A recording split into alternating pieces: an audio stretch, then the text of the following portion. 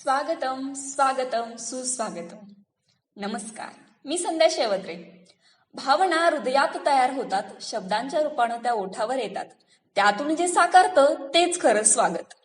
स्वातंत्र्याच्या या उत्साहाने व देशभक्तीने चैतन्याने उगवलेल्या आजच्या या मंगल प्रभाती मी संध्या शेवत्रे सर्वप्रथम आपण सर्वांना स्वतंत्र दिनाच्या मनपूर्वक शुभेच्छा देते. आज आपण इथे कशासाठी जमलो आहोत याची अनुभूती सर्वांना झालीच असावी. 15 ऑगस्ट 2021 भारतीयांना साठी अत्यंत महत्वाचा असणार आहे, कारण आज आपल्या भारताला स्वतंत्र होऊन 75 वर्ष पूर्ण होत आहेत. आजचा हा दिवस सर्वाधिक विशेष असून देशभरात अमृत महोत्सव म्हणून आज साजरा केला जाणार आहे. कोणत्याही कार्यक्रमाची व उत्सवाची परिपूर्ती ही पाहुण्यांच्या उपस्थितीत व्हावी आणि आपला आनंद द्विगुणित व्हावा हीच आपली मानसिकता. येथेच जुळून येती साऱ्या आपल्या भेटी गाठी, येथेच जुळून येती साऱ्या आपल्या भेटी गाठी, ज्यांच्या त्यांनीच बांधून घ्याव्यात येथे आपल्या रेशीम गाठी, ज्याच्या त्यांनीच बांधून घ्याव्यात येथे आपल्या रेशीम गाठी. म्हणूनच आजच्या कार्यक्रमासाठी उपस्थित असलेले मान्यवरांचे स्वागत आपण करणार आहोत. सर्वप्रथम VIITचे डायरेक्टर माननीय डॉक्टर विवेक देशपांडे सर यांना मी VIIT स्पोर्ट काउन्सिलच्या वतीने मनापासून स्वागत करते.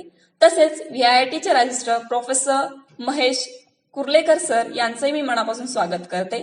तसेच professor doctor PB Kulkarni sir, professor doctor Jayashree Bagade ma'am, professor doctor Namdev Phatagare sir, तसेच all dean and all HODs यांचं मी VIIT स्पोर्ट्स काउन्सिलच्या वतीने मनापासून स्वागत करते. भारताला स्वातंत्र्य मिळून आज 75 वर्ष झाली. स्वातंत्र्य मिळण्यासाठी क्रांतिकारकांनी व स्वातंत्र्यवीरांनी आपल्या प्राणाची आहुती दिली. अनेक महापुरुषांच्या नेतृत्वाखाली कित्येक जण स्वातंत्र्याच्या लढाईत धारातीर्थी पडले. देशासाठी आपलं बलिदान त्यांनी दिले. 15 ऑगस्ट 1947 रोजी आपला भारत ब्रिटिशांच्या राजवटीतून मुक्त झाला. 14 ऑगस्ट 1947च्या मध्यरात्री तिरंगा फडकविण्यात आला व तिरंगाच्या रूपाने स्वतंत्र भारताची नवी ओळख भारताला मिळाली. 3 रंगांनी नटलेला तिरंगा आपली शान आहे, 3 रंगांनी नटलेला तिरंगा आपली शान आहे. चैतन्य अंगी पाहताच सारे चैतन्य अंगी, तिरंगा आमचा पंचप्राण आहे. भारतभूमीसाठी शहीद झालेल्या वीरांसाठी मी एवढेच बोलू इच्छिते. जिस दिन तू शहीद हुआ, जिस दिन तू शहीद न जाने किस तरह तेरी माँ सोई होगी, जिस दिन तू शहीद हुआ न जाने तेरी माँ सोई होगी, मैं तो बस इतना जानू वो गोली भी तेरे सीने में उतरने वाली पहले रोई होगी, वो गोली भी तेरे सीने में उतरने से पहले रोई होगी.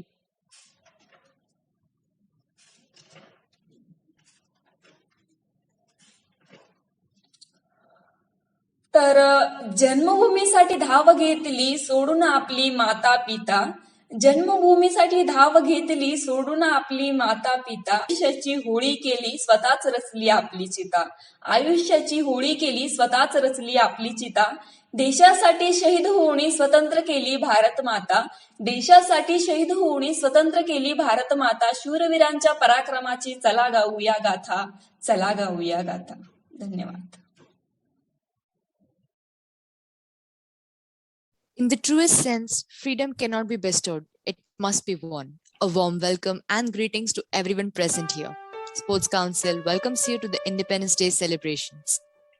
On the 75th Independence Day celebration, we will be honored to praise and cherish all that our nation has achieved and made every Indian proud. Speaking of, let us start with how sports has always made our nation proud. Still get goosebumps, says Sachin Tendulkar as he recalls 2011 World Cup victory when the most admired captain MS Dhoni brought home the World Cup after 28 years and created history. The entire nation cheered as the team made every person in the country super proud. On 11th of August 2008, Abhinav Bindra has become the first Indian to win an individual gold medal at the 2008 Summer Olympics in Beijing. Since we are on the subject of Olympics, the 2020 Tokyo Olympics featured India's biggest contingent ever at the Games with 7 medals. 1 gold, 2 silver, 4 bronze. Tokyo 2020 has been the most successful Olympic in India's history. Neeraj Chopra, Mirabai Chanu, Ravi Kumar Dahiya, PV Sindhu, Lovlina Borgohain, Bajrang Punia and the Indian hockey team made history and brought glory to our nation. Major Dhyan Chand has a statue with 4 hands and 4 sticks in the Austria. Known as the Wizard of Hockey, the legend was honored by Austrian citizens in Vienna. They made a statue of him with 4 hands and 4 sticks to depict his magnificent skill and control with the ball.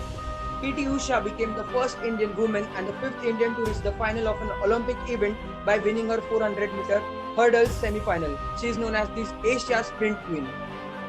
Milkha Singh was given the title the Flying Sikh by Pakistani PM in an event he did not want to contest. In 1960, Milkha refused to go to the country where his parents were killed, but eventually he did participate and beat Pakistani sprinter Abdul Khalik. ISRO has proved themselves with the success of Mangalyaan, first Mars mission in the world to succeed in very first attempt. Bharat Ratna Dr. APJ Abdul Kalam was a part of ISRO.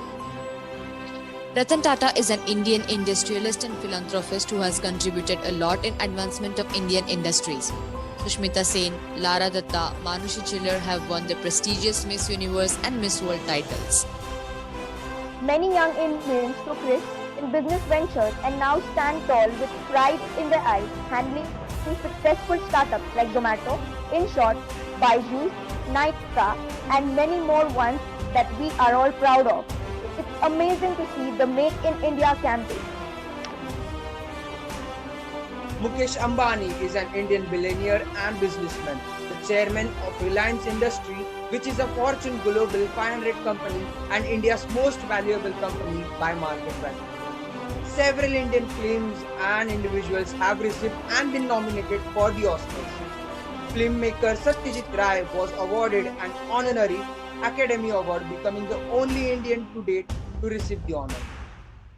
On September 28, 2016, the Indian Army mobilized nearly 100 of its specially trained operators to carry out attacks at terror launch pads. The exact ground planning for the operation was carried out by the Army's Northern Command in Udhampur after a decision to carry out the strikes was taken by India's top military brass in New Delhi in close coordination with the country's political leadership. On this 75th Independence Day, let us all unite and pledge to bring pride and glory to our motherland. Jai Hind, Vande Mataram. Thank you.